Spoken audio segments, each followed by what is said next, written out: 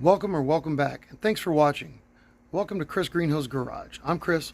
And I'm Kris. Or as I like to say, I'm Superior Kris, and that is Inferior Kris.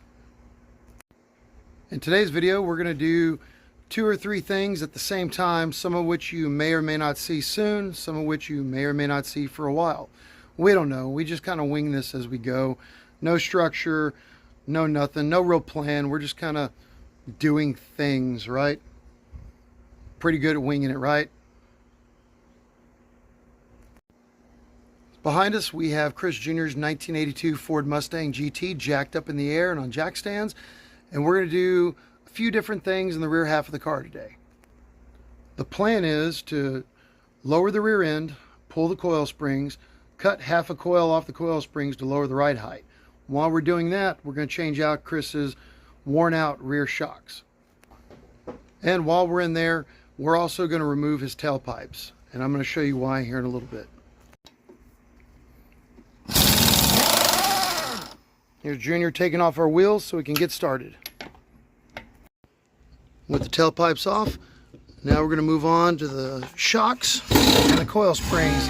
And I can't remember, but I think if we just pull the shocks, lower the rear end, the coil springs will come out without having to take off a control arm and the sway bar and stuff and loosen the drive shaft. I'm not 100% sure about that though, but we're going to give it a shot. I was wrong as usual. Even with the shocks out, the rear end does not hang low enough to get the coil springs out, so we're going to have to take the drive shaft out, pull the lower control arms, and get the springs out to cut them. We hate doing this. This sucks. All right, drive shaft is loosened, shocks are out. We're going to move on to taking the lower control arms out so we can get these out. Change of plans. Junior's decided he does not care about the half-inch ride height difference.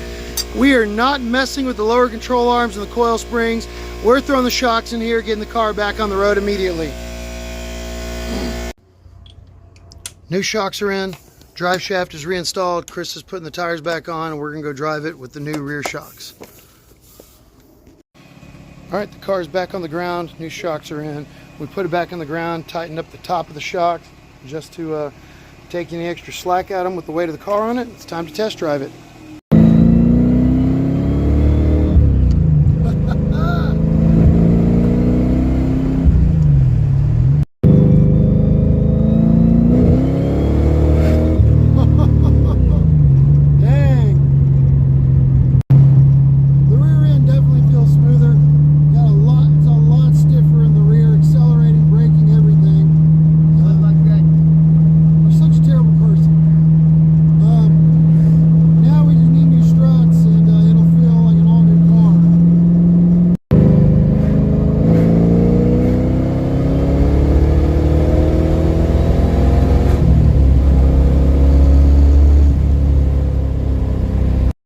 Little bonus footage, our steering's gotten loose. Our steering does this side to side without the steering rack or the tire or anything moving. So we're going to try to fix that real quick. Not sure you can see that, but the steering knuckle has come loose. The steering rack isn't moving at all, and we've got 3 or 4 inches of play in the U-joint in the steering wheel. Let's see if I can tighten that up. It appears the culprit is nothing more than this lock nut here. It appears this is backed out, allowing this to move. You can see this thing is moving. The steering shaft from the Flaming River steering rack is not moving. I'm going to try to tighten that down and hope that fixes it all. All right, hopefully that's it. I'll tighten down all these lock nuts and lock washers. Tap the steering wheel side to side a little. Okay, now the whole steering rack seems to be moving fairly well. All right, let's go see what it looks like up top. That is ever so slightly less play, but it definitely didn't completely cure it. Can't really get it to focus on video, but the remainder of the slack is that top U-joint. Yeah, the bottom U-joint's a lot tighter than it was, but the top one has got quite a bit of movement in it. Yeah, you can see that jiggling back and forth. That's the remainder of slop.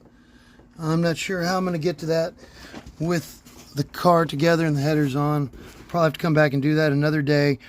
The engine's too hot right now. We just finished driving it.